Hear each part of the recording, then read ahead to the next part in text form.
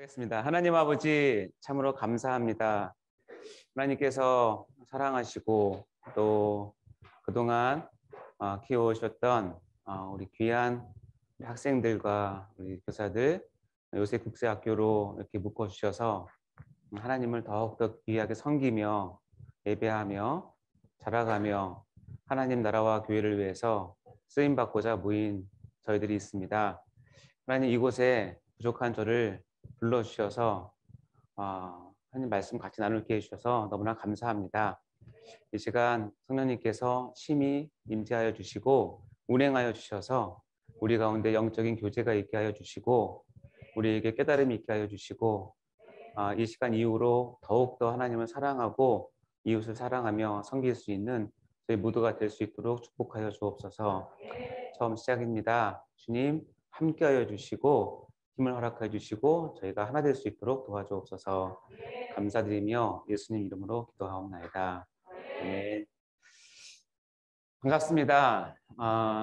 네, 헬렌 이렇게 큰 환영을 받은 건 난생 처음입니다. 굉장히 와서 우리 그 교장 목사님과 한 20분 대화를 나눴는데 대화를 나누면서 제 첫 느낌이 내가 여기 왜 왔지라는 생각이 들었습니다. 저보다 훨씬 더 훌륭하신 분들이 또 저보다 훨씬 더 아름다운 영혼들이 이렇게 모여 있다고 하는 것을 보는 저의 기쁨은 이루 말할 수 없고 솔직히 많이 놀랐습니다. 짧은 시간이지만 은혜를 많이 받아서 내가 정말 어떻게 물론 나눠준다고 온 것 같은데 정말 죄송하고 정말 부족한데 여러분 부족한 저를 용납해 주시고 또 그러나 또 하나님 주님께서 주신 말씀이 있으니까 같이 나눴으면 좋겠습니다. 잘 들어주실 거죠? 네. 여러분 잘 들어주시면 갈 때 저희들이 조그만 선물 준비한 게 있는데 드리도록 하겠습니다.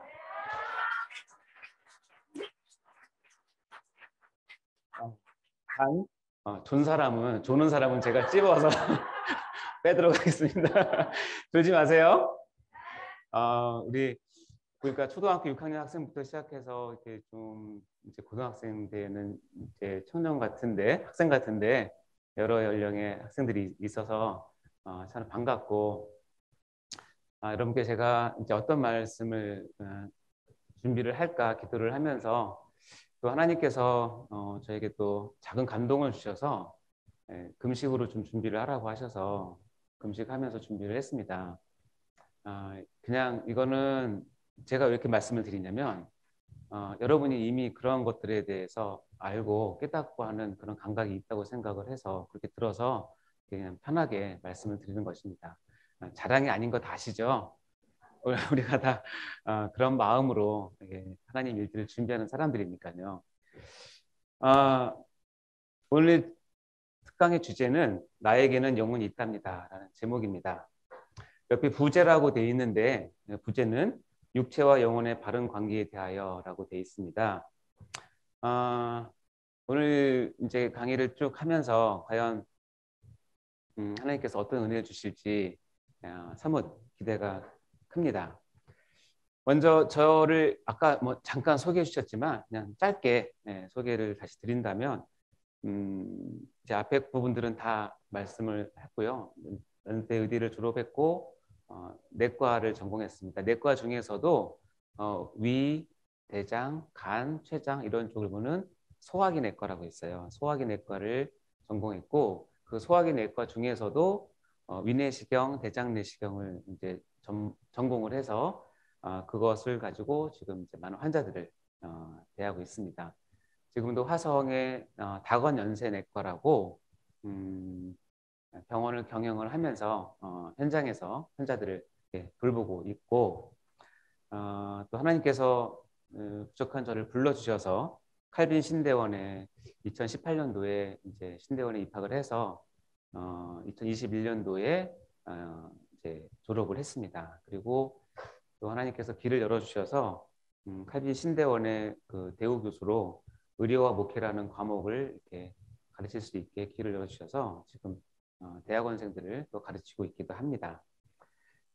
그러면서 저는 이제 세이den교회에 와서 지금 이제 의료 강도사, 강도사인데 앞에 의료가 붙은 거는 제가 의사이기 때문에 세이den교회 담임 목사님이신 소강서 목사님께서 앞에 의료라는 말을 붙여주셔서 제가 아까 소개했지만 메디칼 처치라고 하는 이 지금 팬데믹 상황 가운데서 우리가 교회를 어떻게 지킬 것이며 그래서 예배를 어떻게 우리가 수호할 것이고 그리고 우리가 방역을 해야 될 것인가에 대한 구체적인 그런 일들을 하게 해주셔서 섬기고 있습니다. 그래서 우리 같이 오신 우리 5분의 우리 메디카스 팀에서 가장 미모가 뛰어나신 분 5분만 이렇게 오시고 왔습니다.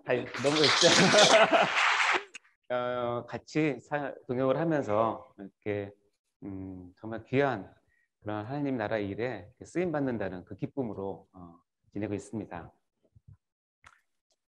오늘 본문 말씀은 시편 42편 11절입니다. 우리 같이 나와 있는데 한 목소리로 읽어볼까요? 시작. 내 영혼아 내가 어찌하여 낙심하며 어찌하여 내 속에서 불안해하는가. 너는 하나님께 소망을 두라. 나는 그가 나타나 도우심으로 말미암아 내 하나님을 여전히 찬송하리로다. 아멘. 아까 들어보니까 우리 학생들이 성경을 통째로 이렇게 암기하는 그런 수업도 있고 훈련도 한다고 들었습니다. 너무너무나 대단하고 너무너무나 부럽습니다. 제가 잘 못하는 게 암기라서 제가 알기로도 유대인들은 성인 되기 전에 모세오경을 다 암기한다고 하지 않습니까? 그게 아마 이제 유대인들이 하나님께 쓰임받는 비결이라고 생각을 하는데 오늘 40편 11절을 여러분 보시면 이 시편 저자가 아무래도 굉장히 힘든 상황에 있는 것 같습니다. 여기 보면 낙심이라는 단어도 나오고요.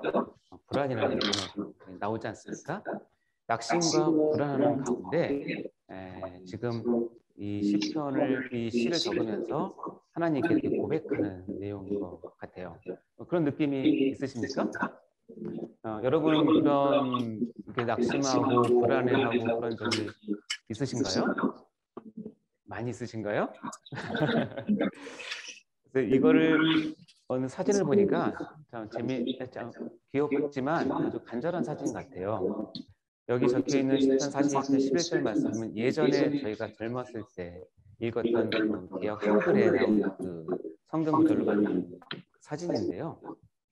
어떠세요? 이거를 보니까 이 조그만 우리 꼬마라고 해야 되나요? 하늘을 보면서 하나님의 도움을 바라는 그런 모습인 것 같습니다. 저는 이 시편을 읽으면서 누가 가장 많이 생각나냐면 구약 같으면 다윗이 가장 많이 생각이 났고 신약 같으면 바울이 많이 생각이 났던 것 같아요. 그러면서 또 한 사람이 생각났는데 바로 요셉이 생각이 났어요. 여러분 이제 요셉 국제학교라고 해서 이름이 요셉이라고 되어 있는데 요셉 이야기는 좀 다 아시잖아요. 낙심하고 낭망하고 불안해하는 그런 상황들을 아마 요셉은 여러분 다 아시겠지만 얼마나 많이 겪었습니까? 형들에게 배신을 당해서 팔려가기도 했고 그리고 또 종으로 팔려갔고 억울한 누명을 써서 감옥에도 들어갔고 하지만 감옥에서 살려준 사람이 까먹고 2년 3년 더 있었고 그런 과정 가운데서 물론 요셉의 때 이 시가 있는 건 아니었지만 아마 이런 기도를 했을 거라고 저는 생각을 해요. 누구나 마찬가지예요. 우리 인간은 어려운 상황이 되거나 그럼 낙심하게 되고 불안하게 되면 그 마음이 위축되게 됩니다. 근데 이런 위축된 상황이 단순히 자기가 잘못했거나 자기가 부족해서가 아니라 때로는 외부적인 환경이 굉장히 크게 다가올 수가 있어요. 시편 42편은 실은 누구의 시냐면 고라 자손의 시라고 되어 있습니다. 근데 이 고라 자손이 아마도 많은 어려움 가운데 이 시를 적었나 봐요. 근데 보니까 3절하고 10절에 공통으로 들어가는 말이 있어요. 우리 3절 한번 볼까요? 시작. 사람들이 종일 내게 하는 말이 내 하나님이 어디 있느뇨 하오니 내 눈물이 주야로 내 음식이 되었도다. 자, 10절 볼까요? 시작. 뼈를 찌르는 칼같이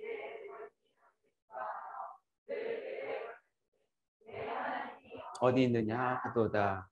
자, 3절과 10절에 보니까 동시에 나오는 단어가 있는데 내 하나님이 어디 있느냐. 내 하나님이 어디 있느냐. 요즘 말로 하면 너 예수 믿는다더니 왜 그래? 이 얘기예요. 너 교회 잘 다닌다더니 왜 그 꼴이야? 이렇게 되는 거예요. 근데 이 상황들이 이 시편의 저자의 주위에서 막 괴롭히는 거예요. 꼴 좋다. 너 예수 믿는다고 하더니 왜 그래? 라고 계속 찔러대는 거예요. 그럼 마음이 상한 거죠. 얼마나 아프게 했냐면 이런 표현을 해요. 내 눈물이 주야로 뭐가 되었다? 내 음식이 되었다. 쉽게 얘기하면 밥 먹으면서 계속 뭐 하는 거예요, 지금? 우는 거예요. 너무 마음이 아프니까. 너무 괴로우니까. 너무 힘드니까. 너무 억울하니까 밥을 먹으면서도 우는 거예요. 그러니까 눈물이 자기 음식이 될 정도로. 밥을 먹었겠어요, 솔직히? 못 먹죠. 그렇게 많이 힘들었다는 얘기예요. 10절에 보니까 어떻게 돼요? 내 뼈를 찌르는 칼같이 내 대적이 나를 뭐 했다? 비방했다. 라는 거예요. 내 뼈를 찌르는 칼. 여러분 혹시 면도칼이나 조그만 칼에 손 비워본 적 있으세요? 엄청 아프죠? 근데 여기는 피부를 자르는 게 아니라 뼈를 자르는 칼까지. 이 뼈는 밖에 골막이 있고요. 이 골막이라는 하는 곳이 신경이 가장 많이 분포되어 있어요. 그래서 뼈를 긁는 아픔은 최고의 아픔이에요. 근데 칼이 어디까지 갔어요? 피부를 통과해서 근육을 통과해서 인대를 통과해서 어디까지 갔어요? 뼈까지 가서 긁어대는. 그러니까 얼마나 내 마음의 심령이 아픈 거를 표현하는 거죠. 자, 이럴 때 여러분은 어찌 하시겠습니까? 우리가 좌절과 그리고 절망과 낙심과 우울 그리고 내 잘못이 아닌데 억울함을 당했을 때 그래서 정말로 내가 잠을 잘 수 없고 밥을 먹을 수 없고 내 뼈를 깎는 것 같은 그런 통증과 아픔을 여러분이 깊이 느낄 때 여기 나온 이 청소년처럼 심한 고통 가운데 있을 것입니다. 저도 그런 경험이 있고 밝은 여러분의 표정이 있지만 누구나 다 이런 경험들은 있을 거라고 생각을 해요. 있었습니까? 생각이 나십니까? 생각만 하면 눈물이 핑 돌지 않습니까? 그럴 때 이것을 어떻게 우리가 해결을 할 것인가? 아까 제가 잠깐 요셉을 얘기했지만 요셉은 대표적인 꿈을 꾸는 자예요. 하나님께 주신 비전을 갖고 자기의 삶을 하나님께 온전히 드리고 하나님의 역사를 이루는 위대한 신앙의 우리의 모본이죠. 근데 그 꿈을 이루는 자가 되기 위해서 첫 단계로 거쳐야 될 것이 뭐냐면 영혼의 고독함을 거쳐야 되고 그 단계에 들어가기 전에는 반드시 무엇이 있어야 되냐면 내가 누구인지를 깨닫는 데부터 이 일이 시작되는 거예요. 그래서 오늘 제가 이와 같은 상황이 지금은 우리에게 있었고 앞으로도 있을 것이고 여러분의 인생을 사는 기간 동안에 반드시 이런 경험이 있을 거라고 생각해요. 왜냐하면 우리가 예수를 믿고 하나님을 믿지만 우리 인생은 그렇게 녹록하지 않기 때문에 그렇다면 이런 상황 가운데서 다른 친구들과 같이 좌절과 절망과 늑 가운데 있다가 에라 모르겠다. 에이, 하나님이 나에게 무슨 소명이 있어. 그래서는 안 되겠지만 극단적인 선택을 하게 되는 경우도 많이 있습니다. 그렇게 가기 전에 내가 누구인지를 알기를 원해서 이 자리에 섰습니다. 자, 이것을 해결하는 방법은 다시 우리가 본문으로 들어가서 찾아보도록 하겠습니다. 자, 아까 읽었던 말씀이잖아요. 그렇죠? 아까 했던 말씀인데 자, 색깔이 3개가 있어요. 여기 내, 나는. 그렇죠? 내 영혼아 그러면서 어째요? 내 속에서 나는 하고 어떤 한 사람의 인격이 있어요. 그리고 빨간색으로 표시된 것이 있어요. 어떻게 되어 있죠? 영혼, 내가, 너는 이렇게 되어 있어요. 자, 내 영혼아 내가 어찌하여 낙심하며 어찌하여 내 속에서 불안해하는가. 자, 이렇게 2개의 지금 인격이 나왔어요. 그리고 또 하나가 있죠? 뭐죠? 하나님, 그 하나님이 있죠. 그렇죠? 이 한 장에 세 인격이 있어요. 근데 하나님은 우리의 영원하신 하나님이시니까. 근데 내와 영혼이라고 하는 것은 하나처럼 보이지만 지금 여기서는 두 개로 분리해서 생각을 하는 거예요. 자, 내 영혼아 내가 어째여 낙심하며 어째여 내 속에서 불안해하는가라고 했을 때 누가 낙심하고 누가 불안해하는 거예요? 내가 불안해하는 거죠. 이해되세요? 내가 불안한데 근데 나는 마치 낙심을 안 하고 불안 안 한 것처럼 누구한테 얘기하는 거예요? 내 영혼한테 얘기하는 거예요. 내 안에 있는 내 영혼한테 야, 내 영혼아, 너 왜 이렇게 낙심해? 뭐 그거 갖고 그러냐? 왜 이렇게 불안해? 하면서 자기 영혼에게 지금 뭐 하는 거예요? 말을 거는 거예요. 근데 그 영혼은 누구예요? 나예요. 내가 내 영혼에게 지금 말을 걸고 내 영혼이 지금 인커리지 되기를, 용기를 갖기를 원하면서 계속 말을 거는 거예요. 여기에 우리 신앙 선배들이 갖고 있던 놀라운 비결이 있어요. 아까 같은 어려운 상황, 낙심되는 상황, 실망적인 상황 가운데서 거기에서 내가 빠져나올 수 있는 것은 외부에 있지 않고 하나님 앞에선 나에게 있는데 나의 어디에서부터 출발하냐면 내 안에 있는 영혼을 객관적으로 볼 때에 이 일이 시작되는 거예요. 그래서 여러분 자신의 영혼에 대해서 내 영혼아 라고 불러본 적 있으세요? 내 영혼아 라고 불러본 적 있으세요? 여러분 영혼에 대해서 칭찬해 준 적 있어요? 칭찬? 아유, 내 영혼 너무너무 잘했어. 오늘 과제도 잘하고 말씀도 잘하고 기도도 잘했네. 내 영혼 쓰담쓰담 해본 적 있어요? 때로는 내 영혼에 대해서 이렇게 책망해 본 적 있어요? 야, 내 영혼아, 너 왜 이렇게 게을러? 여기 약속 안 지켜. 너 왜 이렇게 또 거짓말했어? 하고 여러분 영혼에 대해서 말해 본 적 있어요? 나는 내 영혼을 가진 한 사람인데 지금 이게 자연스럽게 분리되면서 나는 객관적인 객체가 되고 죄송해요. 나는 주체가 되고 내 영혼을 자연스럽게 꺼집어내서 객체로 만드는 거예요. 그러면서 그 객체를 객관적으로 보는 거예요. 잘했다, 못했다.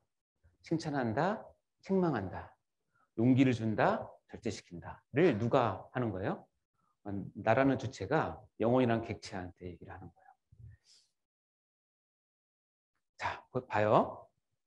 여러분이 이 사실을 알고 있는지 모르는지는 잘 모르겠지만 성경에는 이런 표현들이 굉장히 많다는 사실을 이제부터 보면 많이 느끼실 거예요. 그래서 아까 그 말씀에 보면 나라고 하는 주체와 너라고 하는 객체와 또 다른 제3의 절대자 하나님이 계세요. 이것이 아까 구절에서 나온 새 인격이에요. 근데 실은 나와 너는 어떻게 돼요? 나 안에 들어있는 영혼이라고 표현을 해요. 여기서 우리가 알 수 있는 것은 뭐냐면 뭐예요? 내 안에는 뭐가 있다? 나의 영혼이 있구나. 자, 지금까지 여러분 예수님을 믿어왔고 성경을 봐왔고 신앙생활을 해왔어요. 한 번도 이렇게 생각해 본 적이 없어도 괜찮아요.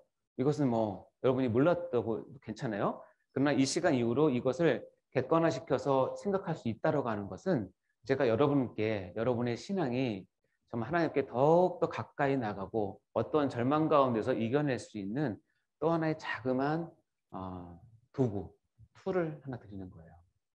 한번 해보세요. 자, 그러면 제가 문제를 낼게요. 내 영혼은 어디에서 왔을까요? 자, 물어볼까요? 자, 나는 내 영혼을 본 적이 있다. 없어요? 나는 내 영혼의 냄새를 맡은 적이 있다. 없어요? 나는 내 영혼을 느껴본 적이 있다. 없어요?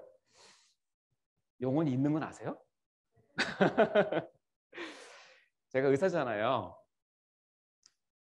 과연 영혼이 어디 있을까 고민을 많이 했어요. 했는데 머릿속에 있는지 소리가 들리는지 심장 속에 있는지를 봤는데 잘 못 찾겠어요. 근데 제 전공이 아까 뭐라고 그랬어요? 소화기내과에서 뭘 전공했죠? 위대장 내시경을 했어요. 그래서 제가 30년 동안 위내시경 대장 내시경을 했어요. 그래서 사람의 가장 깊은 속을 내시경을 통해서 30년 동안 사치 뒤졌어요. 그래서 많은 암도 발견하고 용종도 발견하고 궤양도 발견하고 염증도 발견했어요. 근데 아직까지 제가 발견 못한 게 하나 있는데 이 장기 안에 영혼은 없어요. 제가 영혼을 봤으면 참 좋겠는데 영혼을 보고 내시경을 통해서 영혼을 보고 아 어디가 상처받았구나 어디가 그렇구나 하고 영혼을 치료하면 제가 그러면 아주 뛰어난 목회자가 되겠죠. 상담하러 온 사람한테 내시경 합시다 이렇게 하면 되니까 그럼 너무너무 좋을 텐데 일단 과학적으로나 물리적으로는 영혼을 볼 수가 없어요. 다시 한번 얘기합니다. 영혼은 과학적이거나 물리적으로나 이성적으로나 촉감적으로나 체험적으로 우리가 뭐 할 수 없다? 볼 수 없어요. 인정하십니까? 근데 영혼은 있어요? 있어요 진짜로? 그럼 물어볼게요. 영혼이 있다는 거를 여러분 어떻게 확신하세요? 네. 고통을 느끼는 건 영혼이 느끼는 게 아니에요. 고통을 느끼는 거는 육체적인 거는 감각기관에서 느끼는 거고 심적인 것은 우리의 하트, 마음에서 느끼는 거예요. 근데 마음이 물론 영혼의 한 부속이긴 하지만 마음을 영혼이라고 얘기를 하진 않아요. 영혼이 있다는 건 다 인정하시죠? 있다는 거 어떻게 알아요? 봤어요? 아까 안 봤다고 그랬잖아요. 만져봤어요? 안 만져봤다고 그랬잖아요. 그럼 여러분은 영혼이 있다는 걸 믿는다는 것이 무슨 근거로 그렇게 담대하게 믿습니까?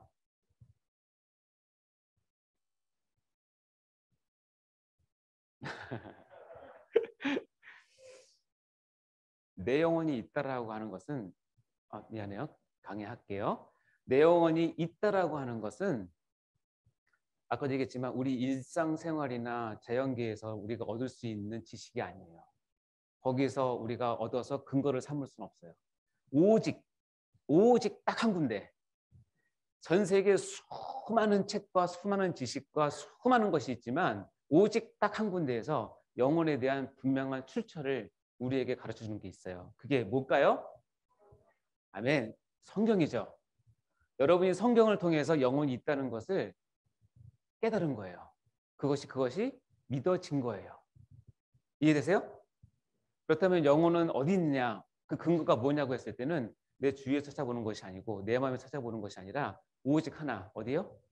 하나님의 말씀인 성경에서 있다고 하니까 있는 거예요. 그게 믿음이에요. 말씀이 있다고 하니 있는 거예요. 내가 이해가 안 돼도. 그러면 사람이 영혼이 있다는 것을 기록한 그 말씀 중에서 가장 대표적이고 처음 나온 말씀이 창세기 2장 7절 말씀이에요. 자, 우리 같이 읽어볼까요? 시작.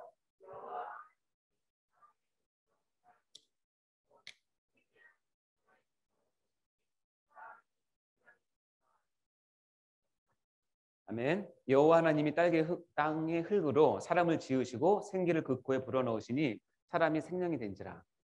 하나님께서 모든 삼라만상을 다 만드셨어요. 그리고 마지막 날에 하나님께서 하나님을 닮은 인간을 만드실 때 이렇게 표현하고 있어요. 여호와 하나님이 땅의 흙으로, 이것은 물질이에요. 그렇죠? 물질로 사람을 지으셨어요. 그리고 다른 피조물에게 하지 않은 한 가지 퍼포먼스, 한 가지 행위를 딱 하시는데 그것이 뭐냐면 여기에 나온 거예요. 하나님의 여호와의 생기를 그 코에 하고 불어넣으셨어요. 그러니까 이 육체였던 사람이 뭐가 됐어요? 생명이 됐어요. 살아있는 영혼, 리빙 소울이 된 거예요. 이것이 사람이 다른 피조물과 다른 짐승과 다른 가축과 다른 유일한 차이점이에요. 그래서 하나님께서 온 우주를 만드시고 온 피조물을 다 만드셨지만 하나님이 만드신 창조물 중에서 가장 최고의 베스트는 뭐예요? 가장 최고의 베스트는 사람이에요. 왜? 생기를 그 코에 하고 불어넣어서 하나님 닮은 피조물이 생겼기 때문에. 그래서 인간의 모든 가치는 여기에 있는 거예요. 여기서 생기라고 하는 것이 우리의 영혼이에요. 자, 그럼 여기서 뭘 알 수 있어요? 여러분은 땅의 흙으로 만들어진 육체를 가지고 있어요. 육체만 있는 게 아니라 그 안에 뭐가 들어가 있어요? 생기를 표현한 영혼이 들어가 있는 존재라는 거예요. 그래서 사람은 육체와 영혼이 만나서 완벽하게 하나가 될 때 비로소 뭐가 된다? 사람이 되는 거예요. 여러분의 존재는 그렇다는 겁니다. 그것이 성경에 우리에게 가르쳐준 비밀이에요. 그래서 결론은 뭐냐면 내 영혼은 하나님께서 나를 지으실 때 주신 것이라는 거예요. 그래서 내 영혼은 어디에서 나오는 것이 아니에요. 우리의 몸은 딸기에서 나오기 때문에 땅의 것으로 자라지만 우리의 영혼은 어디서 나온 거예요? 하나님으로부터, 위로부터 내려오는 것이죠. 육체와 영혼이 되어 있는데 육체는 한마디로 표현하면 눈에 보이는 거, 영혼의 가장 큰 특징은 눈에 보이지 않는 거예요. 그렇기 때문에 사람들이 속아요. 사람들은 눈에 보여야만 믿어요. 사람들은 눈에 보여야 확신해요. 그러나 눈에 보이지 않는 것이 있는데 영혼이에요. 그래서 사람들은 영혼의 존재를 잘 까먹어요. 잘 잊어버려요. 그리고 무시를 해요. 이게 인간이 갖고 있는 고통과 불행의 첫 출발이에요. 그래서 이것을 기준으로 우리가 세 단계의 인간을 나눌 수 있어요. 1단계는 뭐냐면 첫 단계는 자신에게 영혼이 있음조차도 모르는 단계예요. 2단계는 뭐냐면 영혼이 있다는 것은 알지만 영혼에 대해서 오해를 하고 있는 단계예요. 3단계는 뭐냐면 이제 자신의 영혼의 소리를 듣고 그것에 반응할 수 있는 단계예요. 1단계, 2단계, 3단계를 이것을 기준으로 한번 보도록 하겠습니다. 일단 자신에게 영혼이 있으면 모르는 단계. 우리가 그냥 성경적으로 얘기하면 가장 많은 게 뭐냐면 아직 거듭나지 못한 단계. 중생하지 못한 단계. 하나님을 모르는 단계. 그런 사람들은 영혼이 있지만 영혼이 거의 죽었다라고 성경에는 표현하잖아요. 그러니까는 이 사람은 어쩔 수 없이 자기 육체의 소리를 듣고 살아요. 육체가 원하는 것, 육체가 하고 싶은 것, 육체가 좋아하는 것. 그거를 조금 더 나가면 자기 기분에 좋은 것대로 하죠. 자기 기분에 좋은 것, 감정에 좋은 것. 좀 더 나가면 자기가 배운 거에 따라서, 자기가 알고 있는 지식에 따라서, 자기가 갖고 있는 가치관에 따라서 그것을 진리라고 생각하고 길이라고 생각하고 가는 거예요. 이게 1단계에 있는 사람이에요. 그런데 그 사람은 영혼이 무엇인지를 몰라요. 그래서 평생 아무리 고귀하게 산다고 할지라도 하나님 눈에 보면은 어떻게 돼요? 영혼이 죽어 있는 육체만 갖고 사는, 즉 짐승과 같은 삶을 살 수밖에 없어요. 이게 1단계가 머무는 사람들의 비극이라고 생각하시면 됩니다. 다음 2단계. 2단계는 설마 여기 1단계 있는 분은 안 계시죠? 모릅니다. 그리스도를 만나야 되는데요. 2단계는 영혼이 있음을 알아요. 하지만 오해를 하고 있는 단계예요. 그래서 영혼이 있다는 것을 안다는 건 뭐냐면 그 사람의 관심이 육체적인 것뿐만 아니라 좀 신비한 것, 영적인 거에 관심을 가지고 있어요. 그래서 나름 이런 사람들은 나름 종교 생활을 잘 할 수 있어요. 어떤 사람들은 교회에서 이런 사람들은 아주 활동도 잘해요. 그럴 수도 있어요. 그러나 영혼이 정확히 무엇을 요구하는지를 모르기 때문에 오해하고 있는 단계예요. 제가 누가복음에 나오는 한 사람을 소개해 볼게요. 이 2단계에 속하는 사람인데요. 여기 보면 내가 또 내 영혼에게 이르되 그러면서 한 부자가 있었어요. 이 부자가 하루는 수술을 했는데 수출이 평상시보다 몇 배가 더 많아진 거예요. 그러니까 야 이게 행복한 고민이 시작된 거예요. 이 수출을 내가 어떻게 할까 고민하다가 옳거니 내가 창고를 더 짓고 다 쌓아두자 하면서 아주 자기의 그 재산 증식과 재산을 관리하는 어떻게 해요? 재능을 발휘를 해서 그것을 다 분배를 해서 창고를 짓고 싹 관리를 해요. 그러면서 이 사람이 한 말이 뭐예요? 볼까요? 내가 내 영혼에게 이르되 영혼아 여러 해 쓸 물건을 많이 쌓아두었으니 평안히 쉬고 먹고 마시고 즐거워하자 라고 얘기를 해요. 이 부자는 부자예요. 그리고 자기의 재테크를 잘할 수 있는 재능도 있어요. 더 나아가서 자기에게 영혼이 있는 것도 알아요. 그래서 자기가 이렇게 잘하는 것이 내 영혼을 풍족하게 한다고 생각을 해요. 그러면서 영혼에게 뭐라고 얘기했냐면, 야, 내 영혼아, 이 사람도 영혼을 분리해서 얘기하는 거 아니에요? 객체적으로. 야, 내 영혼아, 이제 풍성히 싸놨으니까 평안히 먹고 쉬고 마시고 즐기자. 얼씨구나 좋다. 이렇게 얘기하는 거예요. 근데 여러분, 이 사람이 뭐를 오해했어요? 뭘 오해했을까요? 좀 더 설명하겠지만 영혼은 먹어서 행복해져요? 마시고 행복해져요? 우리가 육체적으로 즐겁게 좀 행복해집니까? 그렇지 않아요. 어느 정도는 그럴 수 있지만 먹고 마시고 우리가 육체적으로 즐거워해 주는 것으로 영원히 편히 쉬고 행복해질 수는 없어요. 그러니까 영혼을 내가 어떻게 하면 잘 키우고 행복한 거에 대한 개념을 모르는 거죠. 근데 의외로 여러분 사회생활에 가서 이런 사람들 많이 봅니다. 내가 저 자리만 올라가면 내가 영원히 행복할 거라고 생각해요. 내 통장에 이 정도 돈만 있으면 나는 정말 걱정 없이 내 영혼 평안히 몇 개 살 거라고 생각해요. 내가 저 사람과만 만나면, 내가 저 이성과 결혼을 하면, 내가 무엇을 하면 내가 다 행복해져서 좋을 거라고 생각을 하는 사람이 너무나 많고 거기에 매진을 해요. 그러나 그것은 영혼에 대한 오해예요. 영혼은 이것으로 만족할 수 없고 이것으로 잘할 수가 없는 것이에요. 그 답을 어디서 알 수 있냐면 밑에 볼까요? 하나님이 이 사람을 어떻게 평가하냐는 거예요. 하나님이 한마디로 표현해요. 뭐라고 그래요? 자, 큰 소리로 뭐라고 그래요? 하나님은 이 사람을 어리석은 자라고 그래요. 제가 판단하는 절대로 어리석은 자가 아니에요. 이 사람은 부자예요. 자기 재물을 관리해요. 나눠서 잘 분배해서 재테크를 잘해서 정말 돈을 잘 모으는 사람이에요. 그러면서 자기 영혼에 대한 관심도 있고 영혼을 위해서 쓸 줄 아는 사람이에요. 근데 하나님의 평가는 뭐예요? 어리석다는 거예요. 왜 어리석어요? 네가 갖고 있는 영혼에 대한 이해가 부족하다는 거예요. 그러면서 한마디로 딱 말씀하세요.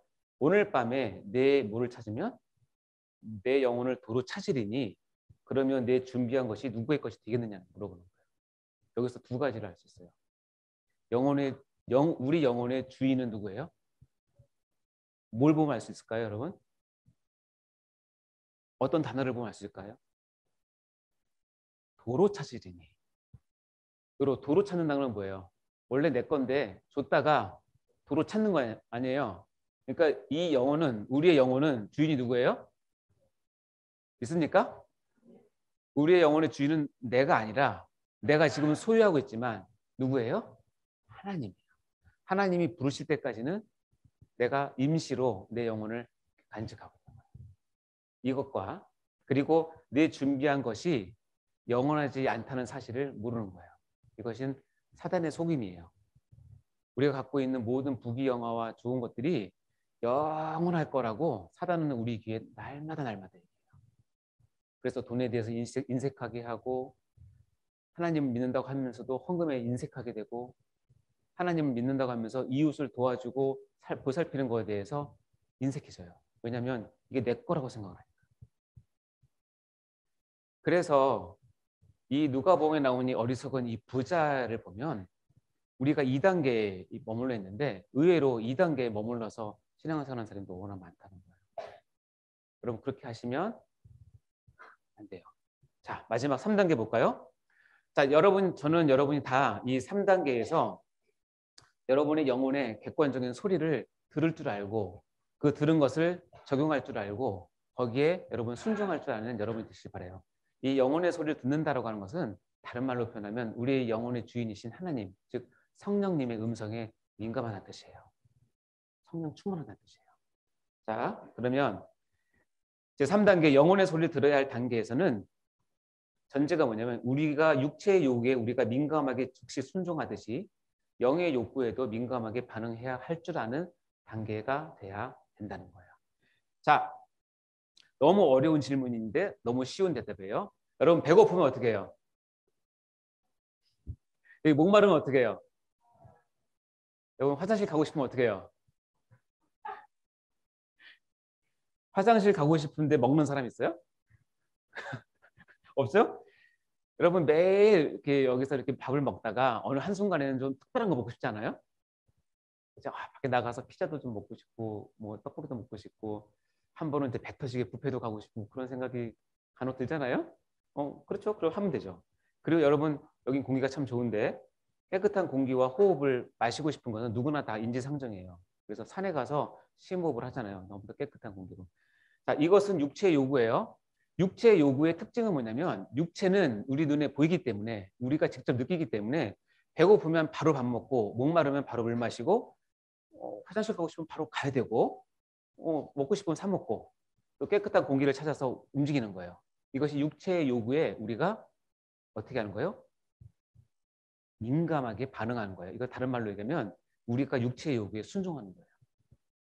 이거 나쁘다는 건 아니에요. 왜냐하면 하나님께서 이렇게 창조하셨기 때문에 당연히 배고프고 목마르고 배설의 욕구를 느끼면 해야 돼요. 왜냐하면 그걸 해야 내 육체가 어떻게 해요? 평안함을 느끼니까. 여러분 정말 배고플 때 맘 먹고 나면 얼마나 좋아요? 여러분 정말 라면 먹고 싶을 때 라면 하나 딱 먹으면 얼마나 행복합니까? 똑같아요.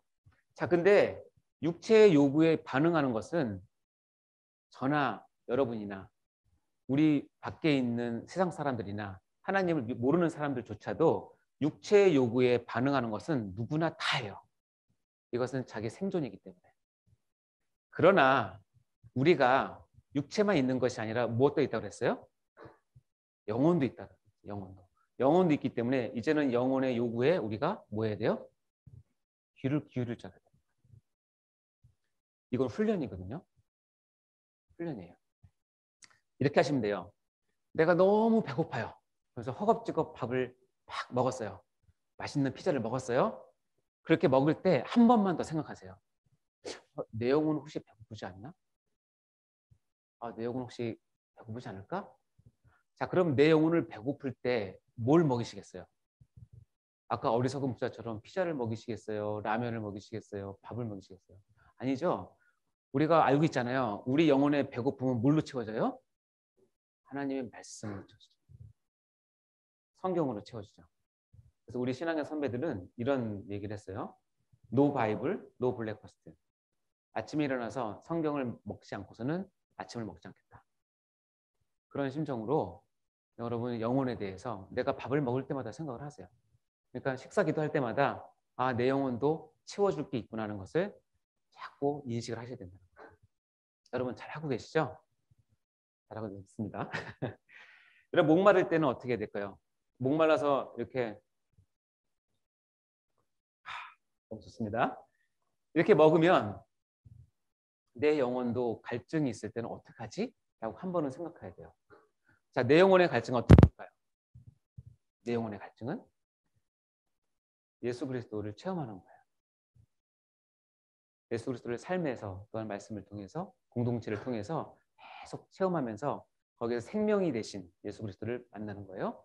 그리고 예수님께서 표현하듯이 그 배에서 생수의 강이 흘러넘치겠다라고 했던 그 생수의 강, 즉 성령을 늘 체험하는 것을 우리의 영적인 목마름을 해결하는 유일한 방법이에요.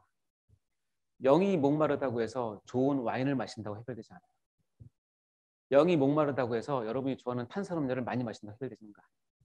그것은 그거고 우리의 영혼은 예수 그리스도 즉 성령님을 체험했을 때 우리의 갈증이 해결됩니다.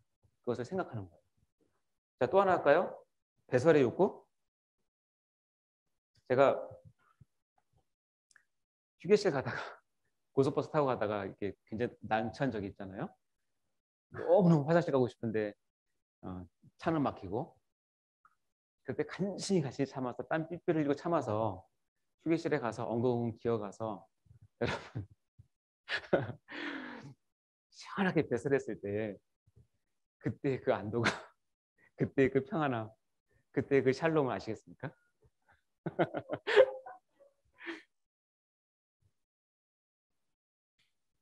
여러분의 영이 여러분이 해결하지 못한 죄 때문에 물려있을 때 계속 여러분 영혼은 여러분께 얘기합니다. 그것 좀 해결해달라고. 이것 좀 배설해달라고. 이건 있으면 나 좀 죽게 생겼다고. 계속 얘기를 하는데 여러분은 여러분 영혼에 대해서 무감각하면 그걸 해결 안 해요. 그럼 계속 그 상태로 사는 거예요. 영혼이. 유일한 방법은 이것밖에 없어요. 그거를 어떻게 해요? 회개하고 통회하는 거예요. 그래서 시편에 나오잖아요. 여호와 앞에 통하라고. 그런 것 육체적인 요구를 생각하면서 영적인 요구를 생각하는 훈련. 그래서 그것을 계속 반복하면서 내가 육체의 요구만 있는 것이 아니라 나는 영의 요구도 있다는 사실을 기억하고 사는 것. 이것이 영적인 사람의 가장 중요한 특징입니다. 이것이 가능한 것은 영혼을 나의 객관적인 인격으로 다시 보기 시작할 때 가능해지는 거예요. 자, 특식과 가식은 뭐 여러분 지금 너무너무 잘하고 있고 제가 보기에는 여러분 진짜 이 학교에서 너무나 귀한 영적인 정말 특식을 많이 먹는다고 저는 생각해요. 아까 20분 동안 목사님과 대화를 하면서 오히려 제가 여러분이 너무 부러웠어요. 야, 이런 교육과 이런 훈련을 받는다라고 하는 것은 여러분 영혼에 정말 정말 큰 투자를 하고 있구나 하는 생각을 합니다. 깨끗한 공기는 우리가 다 아시겠지만 기도입니다. 공기는 우리가 늘 마셔야 되는 것처럼 기도는 쉬지 않고 기도를 하셔야 됩니다. 기도가 살아야 영이 살고 영이 살아야 깨끗한 영으로 여러분 순수하게 살 수 있고 일을 할 수 있겠죠. 자, 이 표를 이해하시겠습니까? 여러분 이제는 이렇게 사셔야 됩니다. 눈에 보이는 육체의 요구를 느낄 때마다 눈에 보이지 않는 나의 영혼의 소리를 듣고 거기에 대답할 줄 아는 것이 우리의 하나님께서 우리를 만드신 원래의 모습입니다. 이 둘과의 관계는 실은 쉽지가 않아요. 그래서 베드로전서 2장 11절 볼까요? 같이 읽겠습니다. 시작. 사랑하는 자들아 거류민과 나그네 같은 너희를 권하노니 영혼을 거슬려 싸우는 육체의 정욕을 제어하라. 이 둘과의 관계는 로마서에서도 그렇고 사도 바울도 표현했고 베드로도 표현했는데 영혼과 육체는 서로 친하지 않아요. 사실은 하나인데도 친하지 않아요. 근데 영혼과 육체의 관계를 육체의 정욕은 영혼을 거슬러 싸운다라고 표현을 하고 있네요. 그래서 여기서 좀 극단적으로 나가는 건 좀 저희가 방지를 해야 돼요. 그러면 영혼만 귀하고 육체는 그냥 정욕만 있고 안 좋은 건가? 이 구절은 교회에 좀 더 영적인 그런 활동을 위해서 권면하는 것이지 육체와 영혼이 서로 대립한다는 그런 의미로 쓰는 건 아니에요. 좀 더 제가 여러분이 알기 쉽게 육체와 영혼의 관계를 표로 설명을 드릴게요. 아까 여기 앞에 있는 우리 어린 학생이 가장 힘들어하는 과목이 뭐냐고 물어보니까 수학이래요. 미안해요. 또 표를 갖고 왔어요. 잘 들어보세요. 근데 아주 쉬운 수학이에요. 너무너무 쉬워요. 자, 이쪽은 상태고 이쪽은 만족도예요. 영혼과 육체가 같이 있다는 거 이제 인정하셨죠? 그렇죠? 그러면 우리는 영혼과 육체가 같이 있다는 것을 딱 아는 순간 일단은 빨리 뭘 찾아야 되냐면 이 A라고 하는 점을 찾아야 돼요. A라고 하는 점. A라고 하는 점이 어떤 점이냐면 영혼도 만족하고 육체도 만족하는 것이 딱 교차되는 점이에요. 이 점에서는 인간이 누릴 수 있는 가장 평안한 행복을 누릴 수 있어요. 육체도 평안하고 내 영혼도 편안한. 육체도 만족하고 내 영혼도 만족한. 하나님도 만족하고 이웃도 만족하는 이런 점. 이게 A라는 점이에요. 이 A라는 점을 여러분의 영혼이 있다는 사실을 인지하면 이 빨리 A라고 하는 점을 여러분 스스로 찾아야 돼요. 근데 너무 감사한 거는 저는 여러분이 이 요새 국제학교에서 이 A라고 하는 점을 지금 잘 찾아주고 계신다고 저는 믿어요.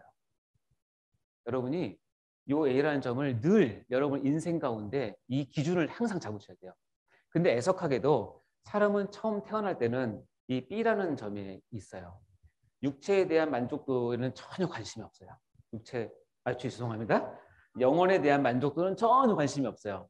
알지도 못해요. 오직 그냥 육체만 가지고 살아요. 그러니까 육체를 가지고 뭔가를 많이 주면 영혼도 같이 만족할 거라고 하는 착각 속에 평생을 살다가 죽고 나서 하나님 앞에 딱 갔는데 그것이 아니라는 사실이 밝혀졌을 때 그 인생은 땅을 치며 후회하는 거예요. 그렇게 사시면 안 돼요.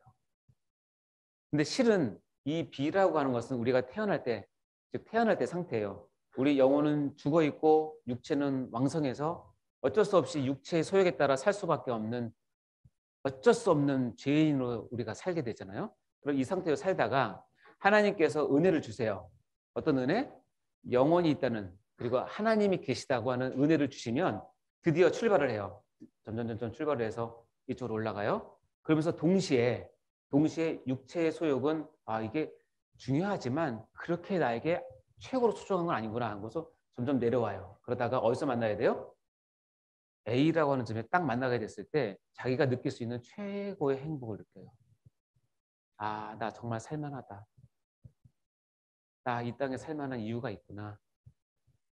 나에게 건강 주셔도 감사하고, 나에게 교회 주심도 감사하고, 이렇게 좋은 공동체 주심도 감사하고, 나의 모든 환경을 이끄셔서 이렇게 내가 하나님도 알고 세상도 알 수 있는 여기를 주셨구나 하는 것을 감사하게 돼요. 비로소.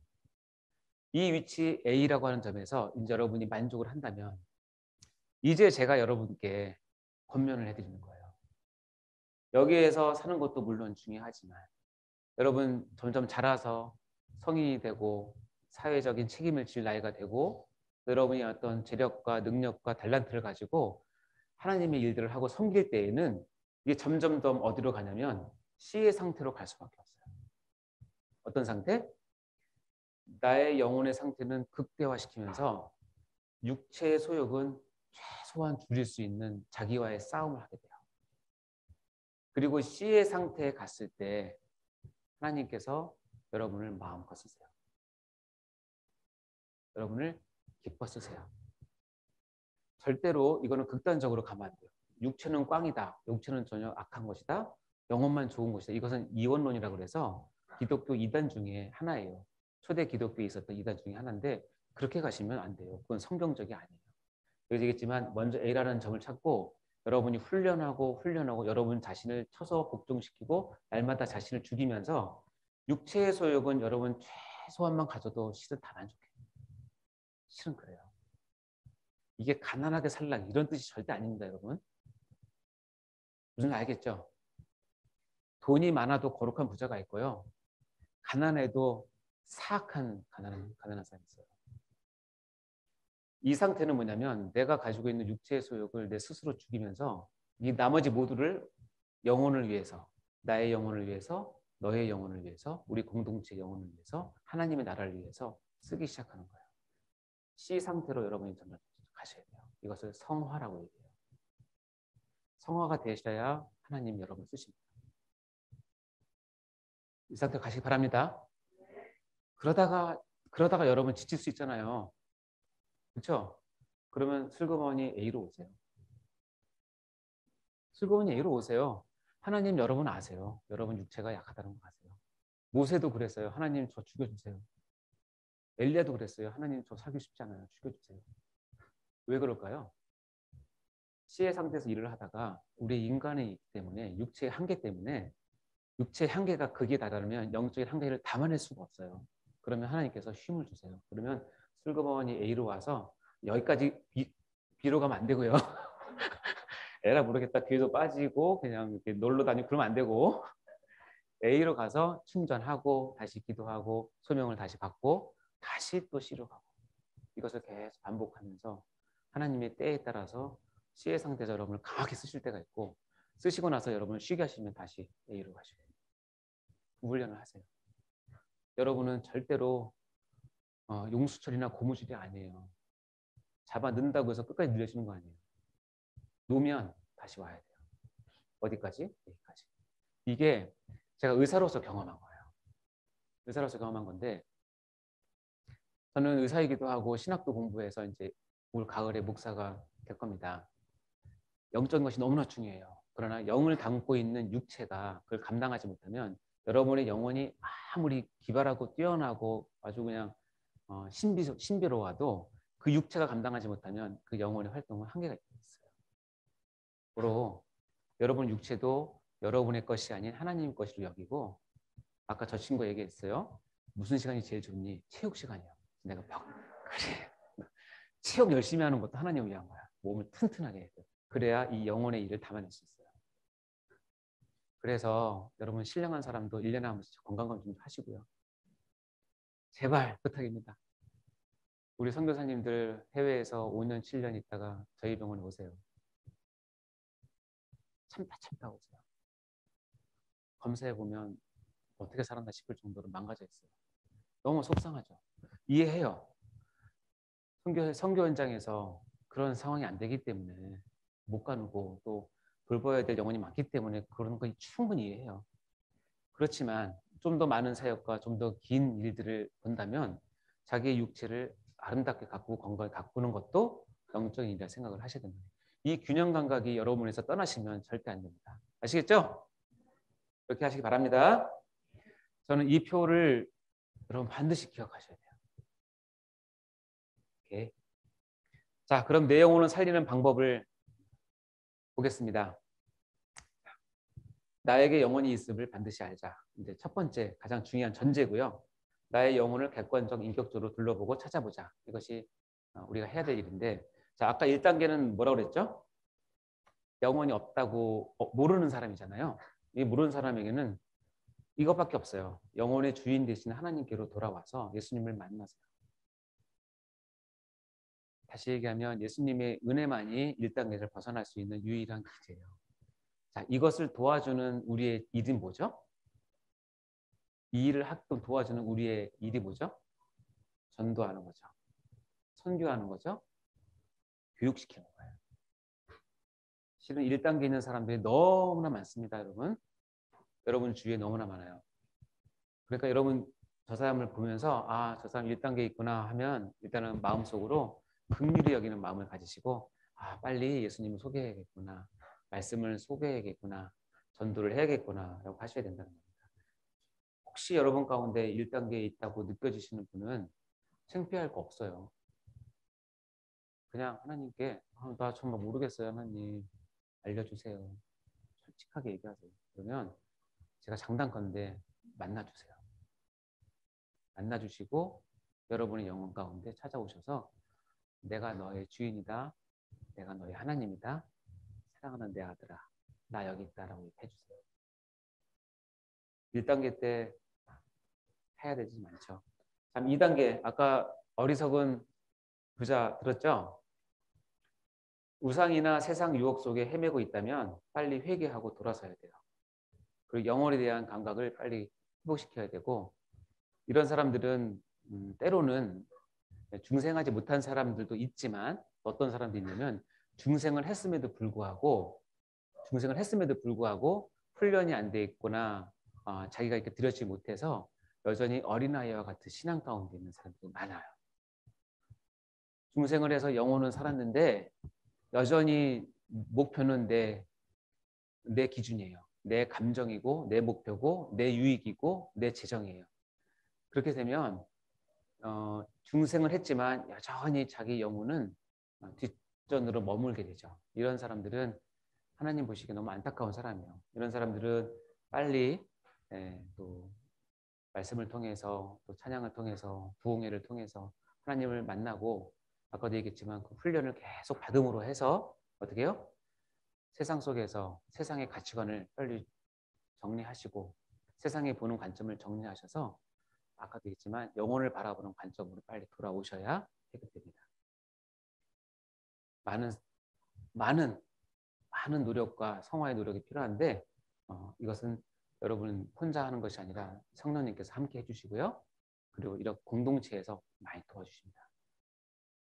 마지막 3단계는 아까도 얘기했지만 이제 드디어 내가 영혼이 있음을 깨달았어요. 영혼의 어떤 욕구에 대해서 느껴지기 시작해요. 그러면 아까도 얘기했지만 영혼과 육체의 밸런스를 딱 맞추는 훈련을 항상 하셔야 돼요.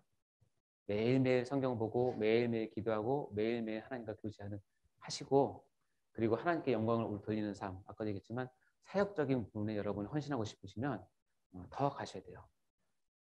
그래서 유용한 것이 저는 금식이라고 생각해요. 여러분 금식 하십니까? 제가 소개받기로는 그렇게 소개를 해주셨어요. 여기 소개해주신 분이 우리 학생들 금식도 너무 잘하고 너무너무 그래서 야 놀랍다. 어렸을 때도 금식한다는 게 금식이 뭐예요? 아까 얘기했지만 자기 육체의 소욕을 최소한 줄이고 자기 영혼의 음성을 계속 듣는 훈련을 하는 게 금식이에요. 뭘 함으로써? 음식을 잠깐 끊음으로써. 자, 이 훈련들을 여러분이 하셔서 여러분 영혼을 살리시기 바랍니다. 여기 있는 내용 한번 읽어보겠습니다. 큰 소리로 시작. 우리는 영혼을 주신 하나님 앞에서 내게 영혼을 주시고 세상에 보내신 이유가 무엇일지 생각해 보아야 한다. 그래야 하나님이 주신 사명을 감당하는 의미 있고 풍성한 삶을 살 수 있다. 어떻게 보면 오늘 특강의 주제예요. 여러분의 영혼이 있음을 아시고 하나님께서 여러분의 코에 하고 생기를 불어넣어서 만드신 영혼을 탑재를 하고 있는 사람들이에요. 그냥 저 혼자 생각하기를 조그만 교회를 개척교회를 해서 목회를 해야겠다라고 생각을 했었습니다. 근데 2020년도에 세대교회 소강성 목사님과 만나게 됐고 소강성 목사님께서 저를 불러주시면서 제가 그전에는 장로였기 때문에 우리 교회에 와서 의료봉사위원회 장로로서 위원장으로 섬겨라고 얘기를 했는데 저는 이제 그때 신학교 2학년이었거든요. 그래서 목사님 저는 이제 신학교에서 공부를 하고 이제 말씀 사역을 하고 싶으니까 그렇게 온 것은 원치 않고 사역을 하고 싶습니다라고 얘기를 했는데 그때 붙여준 이름이 그럼 의사이니까 의료 전도사로 오라고 얘기를 하셨어요.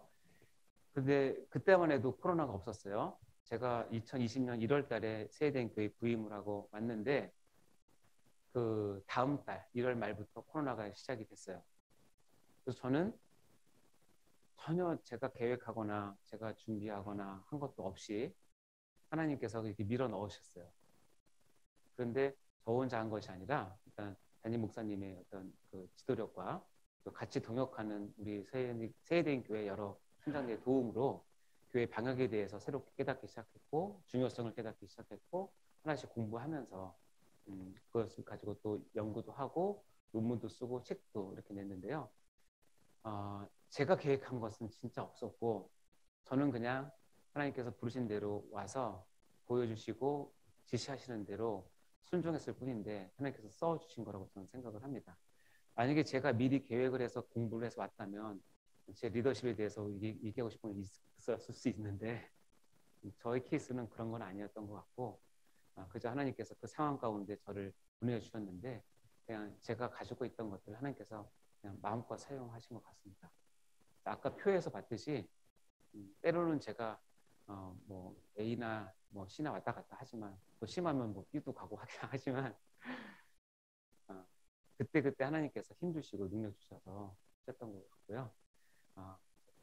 그런 면에서는 이렇게 뭐 딱히 말씀드릴 거 없는데 한 가지 분명한 건 여러분이 준비하고 계시면 하나님은 반드시 쓰신다는 거는 꼭 말씀드리고 싶어요. 그러니까는 눈에 안 보여도 준비하세요. 수학이 싫어도 수학 잘해요.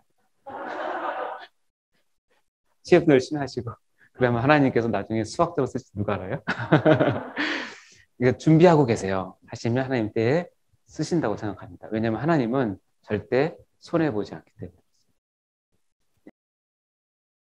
의학적인 기준은 어떻게 얘기를 하냐면 난자와 정자가 만나는 순간부터 인간이라고 생각을 해요. 근데 법적인 기준은 제가 알기로는 요즘 바뀌었는지 모르겠지만 8주인가 10주? 그 후부터는 법적인 기준이 적용이 돼서 이제 낙태를 함부로 못하게 되는데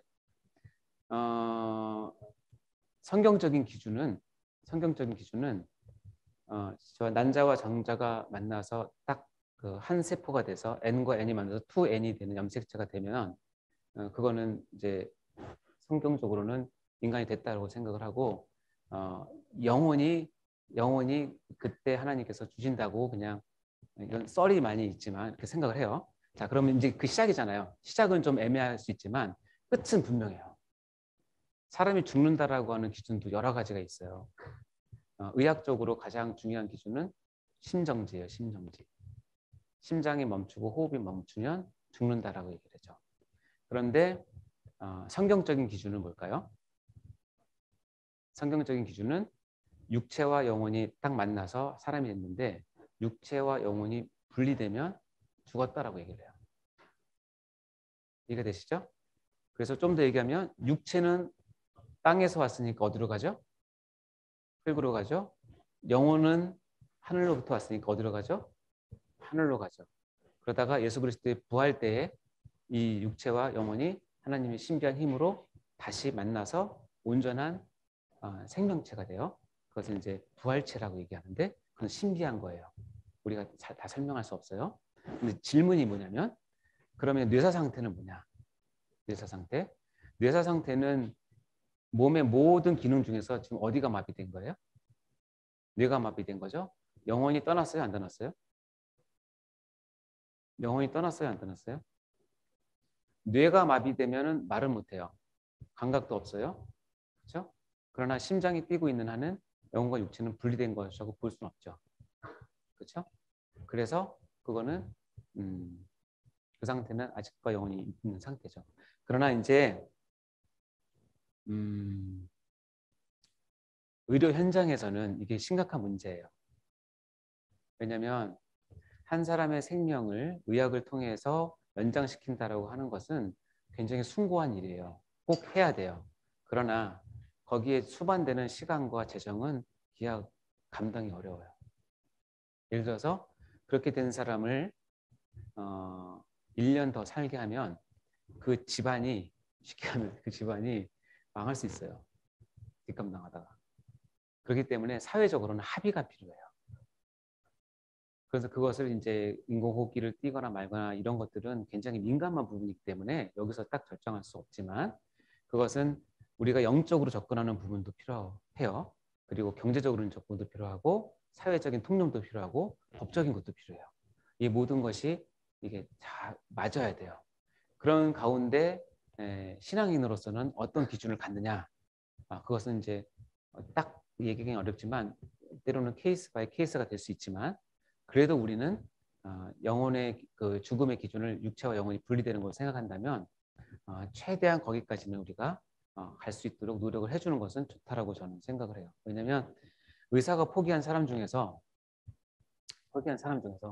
깨어나는 사람도 정말 있어요. 간혹. 그런 사람들을 보면 내가 섣불리 판단을 못하겠구나 생각이 들죠. 저도 경험이 있어요. 저도 이제 레지던트 돌 때 저 환자는 1년 내내 지금 중환자실에서 그냥 방치되어 있는 환자예요. 해줄 게 없으니까. 이제 하루는 보호자가 와서 이제 내가 감당을 못하니까 인공호흡기 뗍시다라고 얘기를 했어요. 저는 그 이제 서류가 복잡해요. 그걸 떼는 데는 함부로 떼면 살인이 적용되기 때문에 그러니까 그런 가운데서 일이 잘 안 됐어요. 그래서 그걸 못 떼게 됐어요.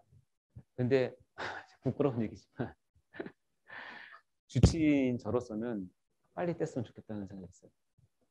너무 힘드니까 내가 매번 가서 가래 뽑아줘야 되고 다 해줘야 되니까 너무 힘드니까 그냥 빨리 뽑아줬으면 좋겠다. 그러니까 빨리 이런 편 너무 죄송한데 죽어줬으면 좋겠다. 내가 좀 편해야 되니까 하는 생각을 했는데 그 환자가요. 제가 그 파트 떠나기 전에 깨어났어요. 그러니까 제가 소름이 돋았어요. 내가 만약에 그때 보호자한테 그냥 살살 꼬셔서 빨리 처리합시다 이렇게 했다면 야, 내가 하나님 앞에 섰을 때 그러니까 그게 쉽지가 않아요. 네. 그러나 그것을 안고 가는 가족들의 고통도 있다는 사실을 아셔야 되고 하나의 잣대를 가지고 다 볼 수는 없어요. 우리가 영적인 잣대가 가장 중요하지만 영적인 잣대가 사회에서 영향력을 미치려면 사회가 그것을 포용하는 그 기준을 잘 충족하고 고려할 수 있는 그런 어떤 배려심과 여유가 있어야 돼요. 아시겠죠? 여러분 영적인 사람이 되게 원하지만 영적인 것만 갖고 살 수는 없다는 사실을 반드시 기억하셔야 돼요. 여기 보니까 아까 인격이라고 되어 있는 인격으로 준비된 사람. 저 아까 이걸 보면서 이 말이 진짜 저는 너무나 귀한 말이라고 생각해요. 영은 발달해 있지만 인격이 안 된 사람이 너무 많고요. 영이 발달되어 있는데 인격이 안 된 사람이 교회를 망치는 주범이 돼요. 절대 여러분 그런 사람 되시면 안 돼요. 차라리 여러분이 손해보고 여러분이 울고 여러분이 오해를 받더라도 인격이 돼서 그것을 참아낼 수 있는 사람이 되는 게 하나님 나라를 위해서는 훨씬 더 쓰임받을 수 있어요. 너무 귀한 질문 해줘서 고마워요. 네.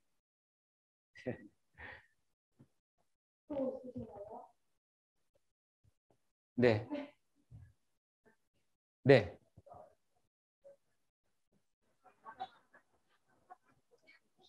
어렸을 때부터 공부를요.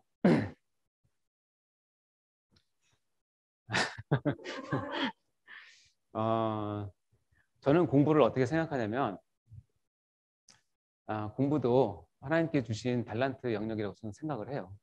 그러니까는 해도 되는 사람이 있고 해서는 안 되는 사람, 해서는 안 되는 게 아니라 해도 안 되는 죄송합니다. 그래서 잘못 얘기했더라. 해서는 안 되는 게 아니라 다 해야죠. 했는데 해서 되는 사람이 해도 안 되는 사람이 있어요. 근데 크게 보면 공부를 잘해서 끝까지 자기 인생이 행복하게 쓰임 받느냐 꼭 그건 아니고 또 공부를 못한다고 해서 뭐 그렇게 가느냐 그것도 아닌 것 같아요. 근데 제 입장은 저는 하나님께서 주신 달란트 중에 하나가 제가 엉덩이가 무거워요. 그러니까 책상에 앉으면 제가 계획했던 것을 끝날 때까지 그냥 앉아 있어요. 그게 저한테 주신 달란트예요. 암기도 잘 못하고요. 암기를 잘 못하니까 외울 때도 다 꼼수로 외워요. 앞에 자 다 따서 외우고 뭐 그래서 그렇지만 그런 것들이 있어서 저에게는 그 도움이 됐고요. 제가 초등학교 6학년 때 저에게 공부를 하라고 하는 어떤 큰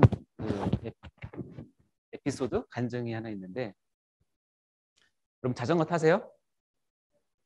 제가 자전거를 너무너무 타고 싶었는데 저희 아버님이 그때 교통안전진흥공단이라고 하는 교통을 이제 관할하는 데 다니셨기 때문에 자전거가 얼마나 위험한지 아세요. 그러니까는 절대로 안 사주시는 거예요, 자전거를. 난 너무너무 사고 싶은데 친구들한테 몰래 가서 배우고 막 그랬는데 안 해주시니까 제가 어떻게 얘기했냐면 기말고사가 8과목을 봐요. 여러분 옛날에 국산 사자 은미채실 아세요? 국어, 산수, 자연, 사회, 뭐 실과, 음악, 체육 이렇게 8개 과목 보는데 제가 부모님한테 얘기했어요. 제 8개 과목을 올백을 맞으면 자전거를 사주세요. 그렇게 얘기했어요. 그러니까 우리 부모님이 택도 없다 생각하신 거예요. 그러니까 그래? 뭐 하자. 약속을 했어요. 근데 목표가 생기니까 이게 막 하고 싶잖아요. 그래서 그 당시 문방구에 가서 우리 그 서울시에 나온 모든 문제점을 다 샀어요. 그래서 제가 다 풀었어요. 풀어서 갔어요. 시험장에 갔는데 뭐 공부를 했으니까 잘 풀잖아요. 근데 결정적으로 뭐냐면 뭐 5개인가 6개인가 찍었어요. 근데 찍은 게 다 맞았어요. 그래서 올백이 됐어요. 기적이죠. 그때 어머님이 저에게 자전거 사주시면서 토요일 날 낮에 자전거 사주시면서 했던 얘기가 뭐냐면 야 재훈아 넌 하면 된다 이렇게 얘기해 주셨어요. 하면 된다. 근데 제가 그 말이 하나님 말씀보다 더 깊이 왔어요. 그걸 하면 돼? 나는 하면 되는구나. 그래서 해보니까 되더라고요. 그러니까 엉덩이가 무거우니까 오래 노력을 기울이면 되고 잠을 줄이니까 시간을 확보할 수 있으니까 되고 그러니까 전 체력이 너무 좋았던 게 감사한데 그렇게 했어요. 근데 그게 깨졌어요. 언제 깨졌냐면 저는 어렸을 때부터 부모님이 넌 의사가 되라고 얘기했어요. 왜냐면 제가 태어날 때 어머님은 너무 힘들게 태어났기 때문에 여러분 다 아시겠지만 어머니 뱃속에서 나올 때는 겸손하게 머리를 숙이고 머리부터 나와야 돼요. 아십니까? 근데 저는 뻣뻣하게 머리를 들고 엉덩이를 뒤밀었어요. 근데 제가 태어날 때만 해도 그렇게 태어나면 산모도 죽고 아이도 죽는 위험한 상황이에요. 역위라고 그래서 거꾸로 태어나니까. 근데 어머님이 참으셨어요. 그리고 우리 할머니가 엉덩이부터 보이니까 일단 남자인 거 확인했잖아요. 절대 죽일 수 없다. 그래서 어머님이 참으셨어요. 그래서 태어났어요. 그때 부모님이 의사에 대한 고마움을 너무 느끼셨어요. 그래서 너는 의사가 되라고 얘기했어요. 저는 어렸을 때 의사가 꿈이었기 때문에 의사를 계속 준비를 하고 있었어요. 고3을 지나서 이제 학력고사를 보잖아요. 제가 학력고사를 망쳤어요. 심하게 망쳤어요. 그날 당일날 학력고사 시험 보는 당일날 제가 벙어리가 돼가지고 말을 못했어요. 근데 시험을 너무 망쳤는데 그 과정 가운데서 하나님께서 연대 의대에 들어갔었는 선장인데도 불구하고 다른 사람을 다 지키고 저를 꼬레비로